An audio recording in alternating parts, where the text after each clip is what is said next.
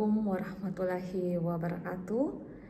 Saya Kiki Reski Wulandari SPD MSOS, salah satu dosen di Program Studi Sastra Indonesia, Fakultas Ilmu Budaya, Universitas Halu Oleo.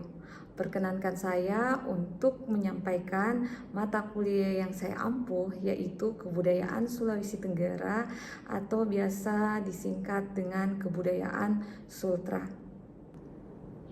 Mata kuliah ini menggunakan metode pembelajaran Problem Based Learning atau PBL, di mana berfokus pada pemecahan masalah atau problem solving, pembelajaran berpusat pada mahasiswa atau student center learning, berpikir kritis dan analitis, belajar mandiri, self-direct learning, kolaborasi dan komunikasi, serta integrasi pengetahuan dan praktek. Video ini saya buat sebagai salah satu syarat sertifikasi dosen 2026, yaitu pernyataan diri dosen unjuk kerja Tridharma Perguruan Tinggi atau PDD UKT PT. Mata kuliah Kebudayaan Sultra adalah mata kuliah wajib untuk mahasiswa sastra Indonesia di semester 3. Mata kuliah ini berbobot 3 SKS, yaitu 2 SKS teori dan 1 SKS praktek. Mata kuliah ini terdiri dari 3 CPL. Adapun CPL yang pertama yaitu menghargai keanekaragaman atau keberagaman budaya, pandangan, agama, kepercayaan, pendapat, dan menjadikannya sebagai bentuk kekayaan bangsa. Selanjutnya, CPL yang kedua yaitu mampu menerapkan konsep, metode, dan teknik penelitian dalam bidang budaya Indonesia ke dalam bentuk kajian penelitian. Dan yang terakhir yaitu mampu mengidentifikasi dan mengkaji permasalahan-permasalahan mutakhir di bidang budaya Indonesia. Selanjutnya yaitu CPMK. Mata kuliah ini terdiri dari 4 CPMK. Adapun CPMK yang pertama yaitu mahasiswa mampu menjelaskan keragaman budaya di Sulawesi Tenggara berdasarkan 7 unsur kebudayaan termasuk perbedaan suku, agama, dan tradisi budaya. Selanjutnya CPMK yang kedua yaitu mahasiswa dapat melakukan studi lapangan sebagai bentuk eksplorasi lebih lanjut tentang topik budaya tertentu di Sulawesi Tenggara untuk mengembangkan pemahaman yang lebih dalam. Selanjutnya, CPMK yang ketiga yaitu mahasiswa dapat mereview hasil bacaan Jurnal Kebudayaan Sulawesi Tenggara yang terakreditasi nasional. Dan CPMK yang terakhir yaitu mahasiswa mampu menerapkan metode kajian interdisipliner antara ilmu budaya dengan ilmu-ilmu sosial lainnya. Mata kuliah Kebudayaan Sultra adalah mata kuliah yang mempelajari mengenai konsep kebudayaan secara umum, wujud dan sifat-sifat kebudayaan, unsur-unsur kebudayaan, proses dan perkembangan kebudayaan di Sulawesi Tenggara. Kebudayaan suku-suku terbesar yang ada di Sulawesi Tenggara yaitu misalnya Tolaki, Muna, Buton, dan Mornene. Kemudian menganalisis aspek-aspek kebudayaan lokal dengan menggunakan beberapa teori dan pendekatan yang tepat. Adapun bahan kajian atau materi pembelajaran yang pertama yaitu konsep kebudayaan, yang kedua peran kebudayaan dalam kehidupan bermasyarakat, yang ketiga wujud dan sifat kebudayaan, yang keempat yaitu unsur-unsur kebudayaan, yang kelima proses dan sejarah perkembangan kebudayaan di Sulawesi Tenggara, yang keenam suku-suku terbesar yang ada di Sulawesi Tenggara, yang ketujuh kunjungan lapangan dan eksplorasi untuk memahami lebih lanjut budaya lokal, kedelapan kebudayaan suku Tolaki, suku Muna, suku Buton, dan suku Mornene yaitu berupa hasil laporan kelompok. Yang kesembilan yaitu Jurnal Kebudayaan Sulawesi Tenggara yang terakreditasi nasional. Dan yang terakhir yaitu analisis aspek-aspek kebudayaan lokal dengan menggunakan beberapa teori dan pendekatan.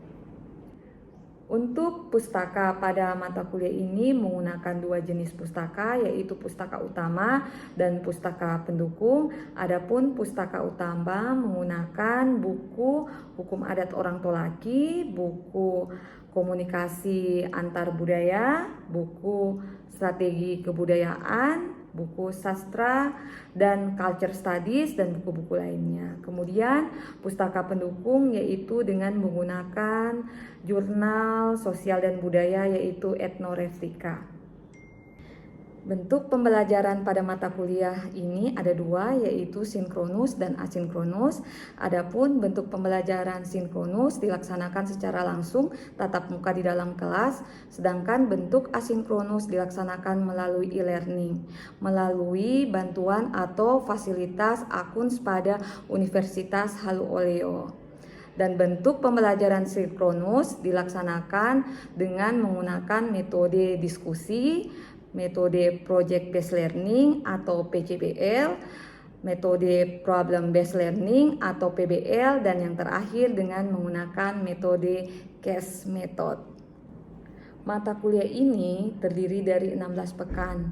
Pekan pertama sampai dengan pekan ke-8 akan dilaksanakan materi, pekan ke-9 akan dilaksanakan ujian tengah semester, pekan ke-10 sampai dengan pekan ke-15 akan dilaksanakan materi kembali, kemudian yang terakhir pekan ke-16 akan dilaksanakan ujian akhir semester. Demikian informasi yang dapat saya sampaikan mengenai mata kuliah Kebudayaan Sultra yang ada di program studi Sastra Indonesia Fakultas Ilmu Budaya Universitas Halu Oleo. Berikut cuplikan dari proses pembelajaran sinkronus yang dilaksanakan di dalam ruangan kelas. Assalamualaikum warahmatullahi wabarakatuh. Waalaikumsalam warahmatullahi wabarakatuh. Selamat siang, bagaimana kabarnya semua? Alhamdulillah. Oke, ketemu lagi pada hari ini di siang hari yang cerah ini di mata kuliah kita yaitu Kebudayaan Sultra. Tetapi sebelum kita mulai, Ibu absen dulu ya. Ya, Bu. Satu, nanti dijawab ya. Ya, Pada saat Ibu absen. Oke, yang pertama, Adi, Ayu Darmiatin, hadir. Jadi hadir semua ya hari ini. Iya, Oke, alhamdulillah karena hari ini hadir semua. Oke. Nah sekarang sebelum kita memulai pelajaran kita pada siang hari ini, Ibu mau tanya dulu, masih ada tidak yang ingat apa yang kita pelajari minggu lalu? Masih. Jadi minggu lalu kita belajar tentang apa? Tentang kebudayaan, Bu. Ya, kebudayaannya spesifiknya kita belajar tentang apa? Bahasa daerah, Bu. Ya, ada lagi? Seninya, Bu. Ya, ada lagi yang masih ingat? Adat istiadatnya, Bu. Ya, jadi semua benar, tetapi minggu lalu itu kita lebih menggali tentang konsep kebudayaan, ya. Jadi minggu lalu itu kita masih mempelajari tentang teori dan konsep kebudayaan secara umum. Oke, nah setelah Ibu tadi membantu punya konsep kebudayaan, masih ada tidak yang ingat di sini apa itu kebudayaan? Saya, Bu. Oke. Berdiri silakan, namanya siapa? Oke, terima kasih. Assalamualaikum warahmatullahi wabarakatuh. Nama saya Muhammad Ishak, bisa dipanggil Ishak. Nah, di sini saya akan menjelaskan tentang konsep kebudayaan. Konsep kebudayaan itu adalah cara sesuatu kelompok masyarakat untuk mempelajari sebuah adat istiadat, moral, kesenian, dan bahasa. Oke, jadi apa yang dijelaskan oleh kedua teman kalian yaitu Adi dan Sarasari itu semuanya sudah benar dan sangat bagus sekali penjelasannya. Itu berarti mereka masih memahami, masih mengingat, dan tadi malam mungkin sempat membaca kembali apa yang telah kita pelajari minggu lalu sebagai bukti bahwa mereka siap untuk belajar pada hari ini. Oke. Jadi apa sih itu kebudayaan? Jadi kita bisa lihat bersama baik yang sudah dijelaskan tadi bahwa adalah kebudayaan merupakan keseluruhan cara hidup yang dimiliki dan diwariskan oleh suatu kelompok masyarakat. Oke, nah untuk hari ini tujuan pembelajaran kita yaitu kita akan mengeksplor, mendeskripsikan, menganalisis mengenai unsur-unsur dari kebudayaan. Ya, jadi ada unsur-unsur atau sesuatu hal yang bisa dikatakan bahwa dia termasuk di dalam kebudayaan. Oke, nah apa capaian kita pada hari ini atau sub CPMK kita pada hari ini yaitu bahwa kalian yang berada di kelas ini mampu menjelaskan unsur-unsur kebudayaan dan mendemonstrasikan salah satu contoh unsurnya. Oke, siap? Oke, nah kita masuk ya ke materinya. Nah, menurut Konsoroningrat ada 7 unsur kebudayaan ya, sudah lihat sendiri kan? Ibu sudah kasih rangkuman sedikit. Ada sistem religi dan upacara keagamaan. Jadi ibu akan jelaskan satu persatu ya.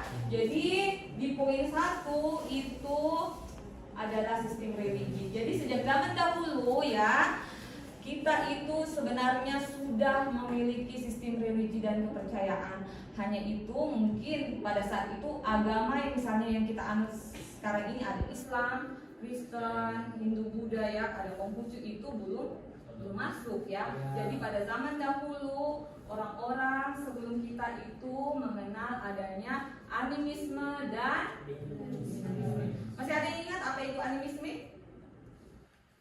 Ya. Yang lagi hit sekarang loh itu orang pergi ke Gunung Kawi. Dia mau pergi apa ke Gunung Kawi? Ya, jadi dia menganggap bahwa Gunung Kawi itu adalah sesuatu yang mistik. Kemudian di sana dia bisa menyembah roh halus. Jadi sebenarnya orang-orang yang lagi hit sekarang itu kan yang di sosmed itu mereka mau ke Gunung Kawi itu berarti mereka kembali ke zaman dahulu ke animisme sebelum orang-orang belum mengenal agama. Jadi animisme adalah suatu kepercayaan di mana mereka menganggap bahwa di suatu tempat itu terdapat roh halus yang bisa disembah seperti itu. Kemudian dinamisme, orang yang percaya terhadap benda gaib. Ya. Oke, yang kedua yaitu apa? Sistem dan organisasi masyarakat. Ya. Jadi pada zaman dahulu itu orang-orang dahulu itu sudah mengenal juga sistem organisasi dan kemasyarakatan. Kalau kalian di sini mungkin sistem organisasinya apa? BEM kan? Pada zaman dahulu mereka pergi berburu ya. Mereka pergi berburu secara berkelompok ya. Nah pada saat mereka pergi berburu itu sudah ada ketuanya, kemudian sudah ada pembagian tugas ya. Ada yang bertugas untuk pergi mencari bahan makanan, pergi berburu, kemudian ada yang berfungsi untuk mengumpulkan, kemudian ada yang bertugas untuk apa? Memasak, ya. Jadi itu menunjukkan bahwa sistem organisasi itu sudah ada, sudah terurut, ada yang dijadikan ketua, kan? Kemudian sudah diberikan tugas masing-masing. Oke. Nah, yang ketiga, sistem pengetahuan, ya. Nah, di era sekarang ini AI semakin merajalela. Kalau dulunya kalian cuma hanya apa mulai dari ChatGPT, sekarang itu sudah mulai dari yang gratis sampai yang berbayar dan ini semua mereka saling berlomba-lomba untuk meningkatkan kualitas. Jadi memang kita hidup di zaman yang serba canggih ya. Kemudian di generasi 5.0 di mana teknologi sudah bersatu dengan apa? Dengan perasaan ya. Di mana siapa di sini yang pernah curhat di ChatGPT? Ada tidak? Ya. Ya, jadi sekarang itu lebih ngeri lagi. Jadi teknologi itu sudah relate dengan perasaan ya. Ngeri sekali ya kita bisa curhat dengan mesin ya, dengan teknologi. Jadi seperti itu. Nah, pada zaman dahulu mereka mempelajari tentang ilmu perbintangan. Misalnya, siapa di sini yang suka baju? Ya, jadi pada saat zaman dahulu, bagaimana sih saya bisa mendapatkan ikan yang banyak pada saat berlayar? Jadi dia mungkin melihat ya, oh ini adalah waktu yang tepat untuk saya keluar mencari ikan, karena mungkin anginnya agak tidak terlalu kencang, ombaknya masih melandai ya, seperti itu. Jadi pada zaman dahulu orang-orang tua dulu belajar ilmu pengetahuan dengan alam. Kalau sekarang kita sudah dibarengi dengan teknologi. Oke, ya. Yang keempat yaitu bahasa. Nah, ini bahasa merupakan sesuatu yang paling krusial sih, karena Indonesia ini berada dari Sabang sampai Merauke. Jadi dia banyak kepulauan, tentunya akan banyak bahasa dari setiap suku bangsa. Tetapi jangan kita jadikan bahwa keadaan ini menjadi sesuatu pemecah ya, tetapi kita jadikan ini merupakan suatu kelebihan yang dimiliki oleh bangsa Indonesia, dan tentunya itu tidak menjadi suatu permasalahan karena bahasa itu bisa dipersatukan dengan bahasa. Nah, yang terakhir ya, ini sistem teknologi dan peralatan. Oke, sistem teknologi dan peralatannya itu pada zaman dahulu orang-orang itu hanya menggunakan peralatan terbatas, kampus, seperti itu, sabit, ya. Mereka hanya menggunakan itu, tetapi pada zaman sekarang itu peralatannya semua serba canggih. Untuk menyapu saja sudah pakai mesin yang berjalan tanpa kita yang pergi menyapu ya. Semua sudah serba mesin. Kamu masak nasi di rumah tidak lagi pakai dandang kan? Kalian sudah pakai apa? Sudah pakai rice cooker ya pada zaman sekarang ini. Oke. Ini tadi 7 unsur kebudayaan yang Ibu sudah jelaskan. Oke, nah sekarang lihat, ini adalah gambar dari kebudayaan ya, yang termasuk di dalamnya sudah ada unsur-unsurnya kan, yang ada di Sulawesi Tenggara. Nah, yang pertama itu gambar apa? Ya, ada pengantin suku Olagi. Yang di atas lagi sebelah kanan itu apa? Ini adalah tari. Ada yang tahu tidak tari apa? Nah, betul sekali, tari Lumense. Jadi tari Lumense itu di era Bapak Presiden Jokowi ya, dia adalah salah satu tarian yang ditampilkan di Istana Kepresidenan ya pada saat 17 Agustus ya. Jadi kita bangga pada saat itu tari Lumense digunakan ya sebagai salah satu tarian. Kemudian Bapak Jokowi juga menggunakan baju adat dari, masih ada yang ingat? Dari Buton ya. Kayaknya kalian sudah sangat memahami sekali ya. Oke, nah ya, ini adalah video yang sudah Ibu siapkan.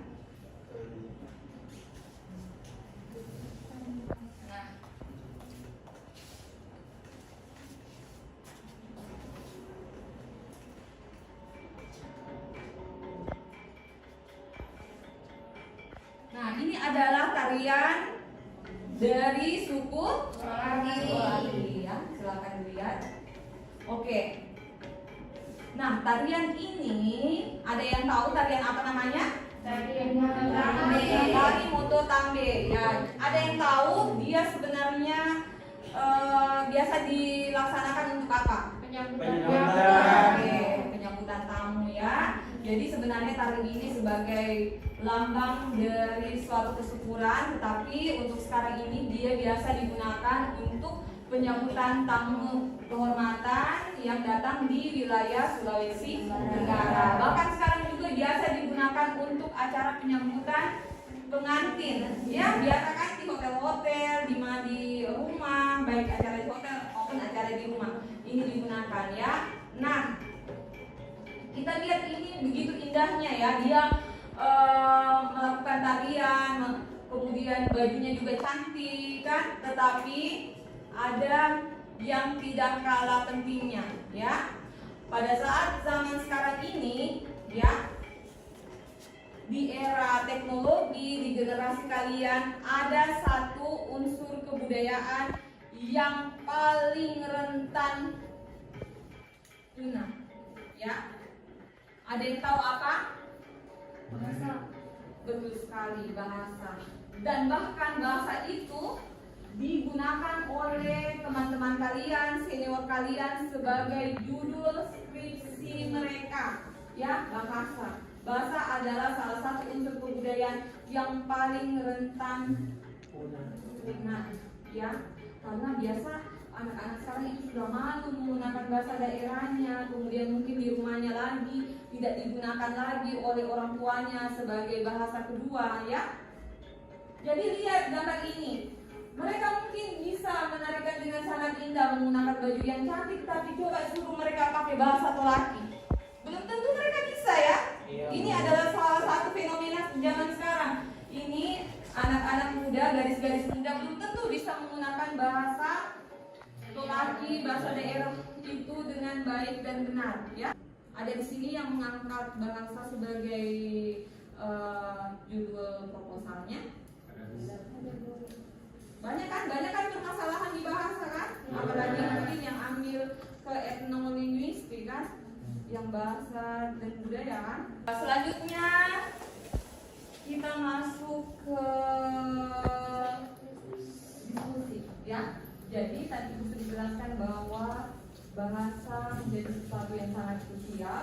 Nah, sekarang Ibu ingin tahu apakah kalian yang berada di kelas ini masih tahu dengan bahasanya masing-masing, dengan bahasa sukunya masing-masing. Nah, sekarang saya ingin bagi kalian menjadi 3 kelompok, ya. Ini adalah kelompok suku Nuna, yang di tengah adalah kelompok suku Tolaki, kemudian yang di sini adalah kelompok suku Buton. Nah, sekarang silakan kalian mencari teman kalian untuk bisa bergabung bersama kelompok kalian masing-masing. Siapa? Silakan, kita cepat, ayo. Oke. Nah, sekarang silakan setiap kelompok berdiskusi dengan temannya bagaimana cara kalian memperkenalkan diri kalian di depan umum dengan menggunakan bahasa daerah kalian masing-masing. Setelah itu nanti akan ada satu perwakilan kelompok untuk maju ke depan, kemudian dia akan mempresentasikan hasil dari kelompoknya, yaitu bagaimana dia memperkenalkan dirinya di dalam bahasa daerahnya masing-masing. Oke, silakan dikerja. Oke, silakan.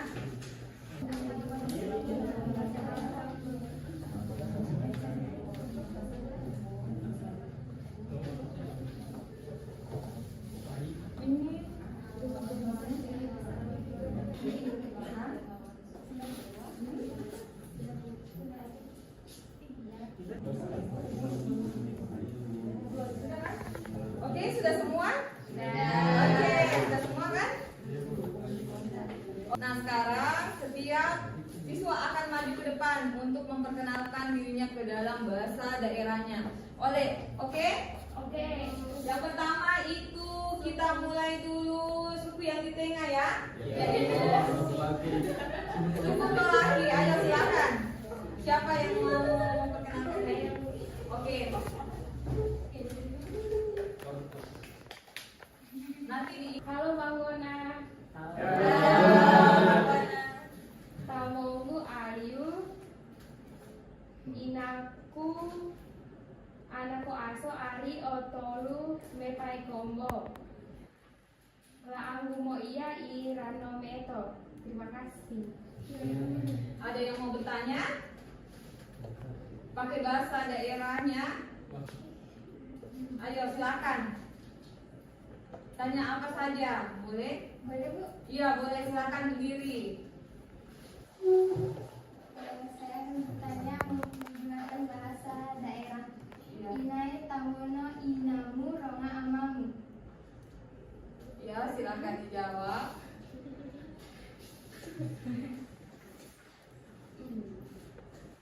Tamono amanggu Roy tamono inanggu Siti. Oke, terima kasih. Ada lagi yang mau bertanya? Ada lagi yang mau bertanya? Ayo. Kamu? Ada yang mau bertanya? Iya. Hah? Pas. Nah, kelompok yang kedua yaitu dari suku Buton, ya. Ayo.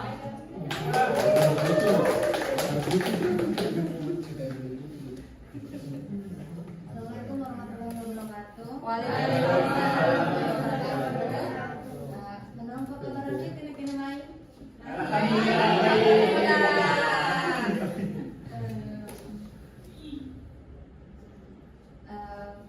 Tengasu Tewa Irfan, Asalasu Mini Wakatobi, Ura-ura di Tuanse, ya Asalasu Mini Desa Pusalu.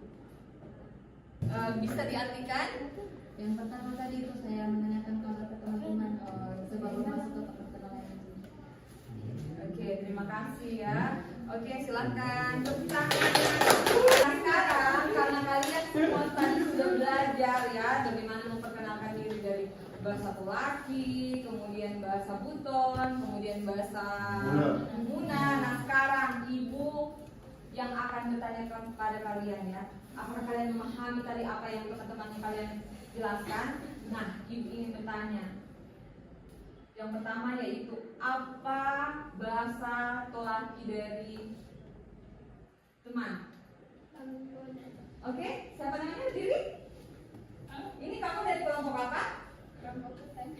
Kelompok suku apa? Buton. Apa? Bambuna. Oke. Teman kita dari suku Buton tahu ya. Jadi sekarang dia sudah tahu bahwa bahasa Polaki dari teman itu Bambuna. Nah, ini menandakan bahwa pembelajaran hari ini kita sudah berhasil.